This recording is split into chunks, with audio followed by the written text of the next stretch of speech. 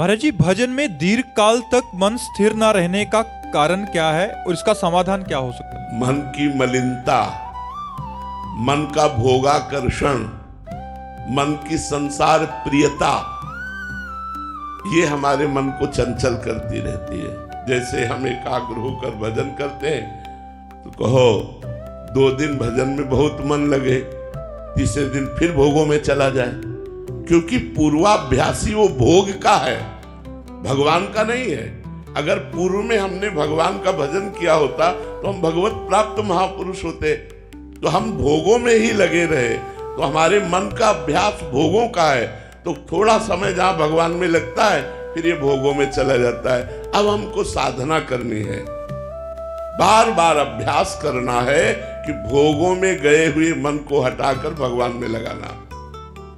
बार बार ऐसा करने से मन भगवान में लगने लगता है, और जहां भगवान में लगा और आनंद का अनुभव हुआ, फिर मन चंचल नहीं होता, स्थिर हो जाता है।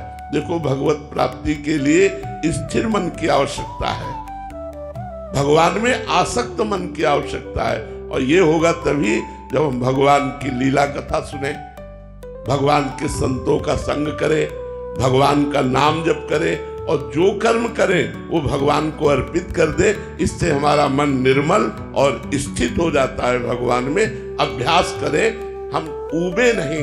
सातु दीर्घ काल निरंतर सत्कार सेवितो दृढ़ भूमि।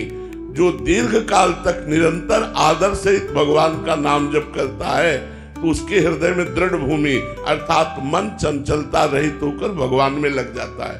इसलिए हमें दीर्घ काल तक अभ्यासरत रहना है, बार बार भोगों में जाते हुए मन को हटाकर भगवान में लगाना। यद्यपि ऐसा करने में बड़ी कठिनता प्रतीत होती है, पर असंभव नहीं है।